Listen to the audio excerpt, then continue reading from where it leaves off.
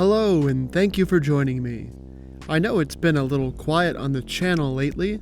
Part of the reason for this is that I was in Thailand for 3 weeks. It was my first time visiting after many years of wanting to go. I first fell in love with Thai food when I was about 15, and that's when I first got the urge to make the trip. I went on to work in Thai restaurants through college, which allowed me to learn more about the cuisine. And now, all these years later, I finally got the opportunity to go and experience the food and culture firsthand. I'm certainly not the first person to say this, but what an amazing country. We tried to see as much as we could while there. A bit of the crazy, exciting world of Bangkok, some time in the historic Chiang Mai, and with some side trips into the amazing nature of the north. We even popped across the border for some days in Laos. And then it was down south to the beaches beloved by visitors the world over. And in every corner I ended up in, there was no shortage of fantastic food. I would love to take some time to explore some of my favorites from the journey through this channel. But for today, let's focus on a dish I ate while on the island of Koh Lanta. It is a dry, stir-fried curry called Khua Kling, and is maybe the most famous dish from the south of Thailand. Part of the reason it's so famous is because it's so hot. Even some Thai people will say it's too hot for them. On the islands of Thailand, there are often many people visiting from Europe with low spice tolerances, and sometimes that means that local restaurants will caution you about certain dishes. When I tried to order this one at the restaurant near our bungalow, I had to assure the owner 2 times that I really liked spicy food before he put the order in. His caution was understandable. It was so intense I could actually smell it cooking in the kitchen before it got to our table. Eating it was also an intense experience. It was so hot my eyes were watering the entire time. And at first, the restaurant owner looked a little worried, but I assured him everything was more than fine. The dish was very delicious. So delicious that I had to try it again a few days later. The place we were staying actually had a great little open-air kitchen that could be used by the guests. And I knew I wanted to take advantage of it. I love cooking on vacation, as there is something so great about cooking a traditional dish in the place where it originates from. I needed to make a curry paste and pick a protein. First, I had to get the ingredients, though. So I stopped by a little market that seemed promising. And sure enough, they had everything you could want for making the curry paste.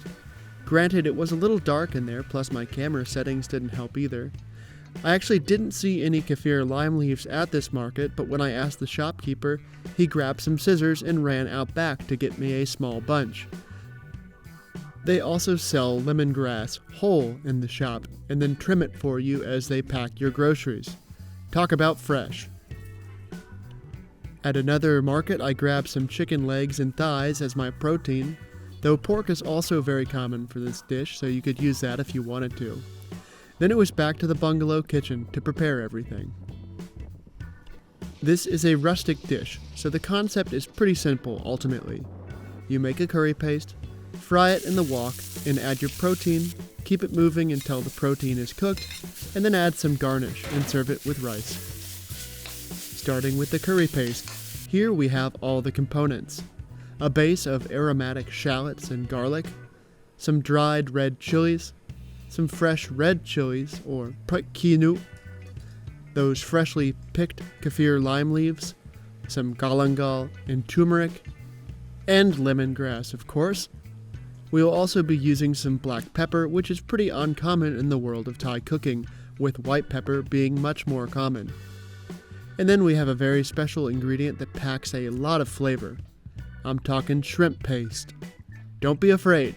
If you like fish sauce, your heart will also rejoice in shrimp paste. So, to prep our ingredients, for the dry red chilies, let's call it half a cup or so, loosely packed, I just split those chilies in half and shake out most of the seeds. Don't worry, it'll still be very spicy.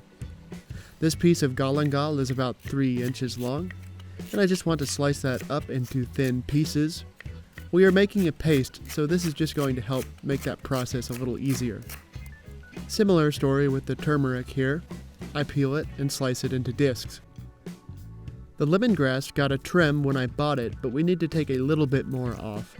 I just pull off any outer leaves that are really loose. Then I take about the top third off. You can save this for tea or stock, by the way. Then I slice what is left, leaving only the root end. I've got about 10 kaffir lime leaves, and I just stack those up and slice them as thin as this communal knife will allow. As you can see, the turmeric really left a mark on my skin.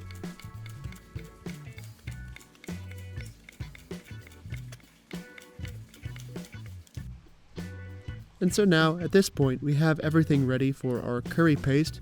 We just need to make it, well, a paste. I found a blender and tried to go that route, but it could really only get that process started. And even though we are going for a rough paste, it still needs to be a bit finer than this. So I went the traditional route with a mortar and pestle. I just get everything in there and started to pound and scrape until everything is a bit more broken up and uniform.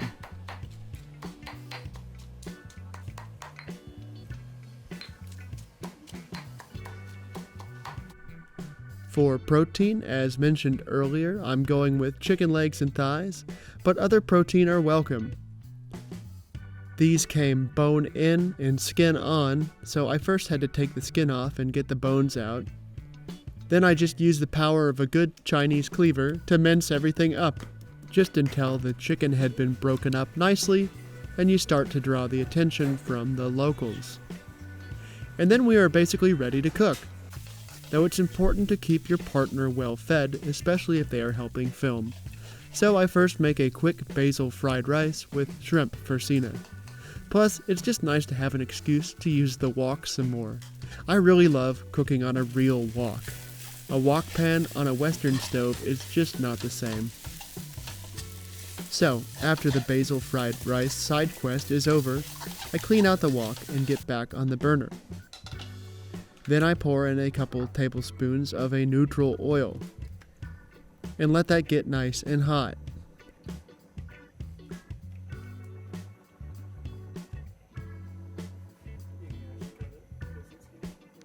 And then it's in with about a half a cup of that curry paste. We really want to bloom that paste and open up all of those spices, which we certainly do. In fact, it's so potent that we started to cough and the camera had to be repositioned. But after the reset, we kept things moving. The paste doesn't need that long to bloom. Then it's in with all of that chopped chicken. And then it's just a matter of keeping things moving.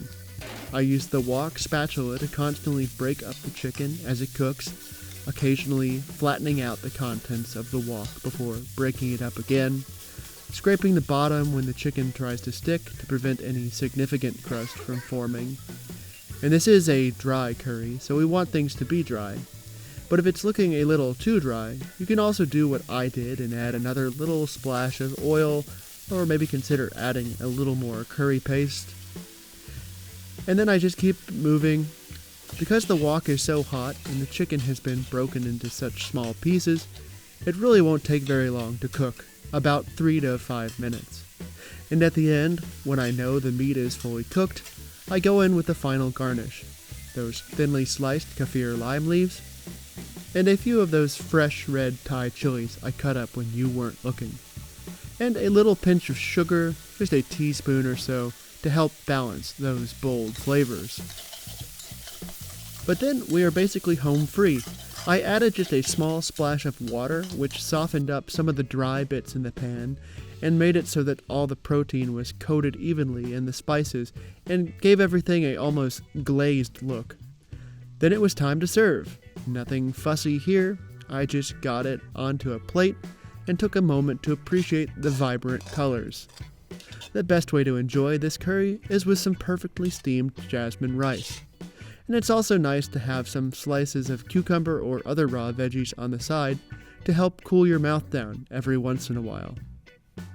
And so there you have it. Set your taste buds on fire and try something new. Thank you for joining me today. I hope you enjoyed this look at one of the most famous dishes from the south of Thailand, and I hope that I did it justice in my preparation. A big thank you also to the people of Thailand. Everywhere we went, we were greeted with warmth and amazing food.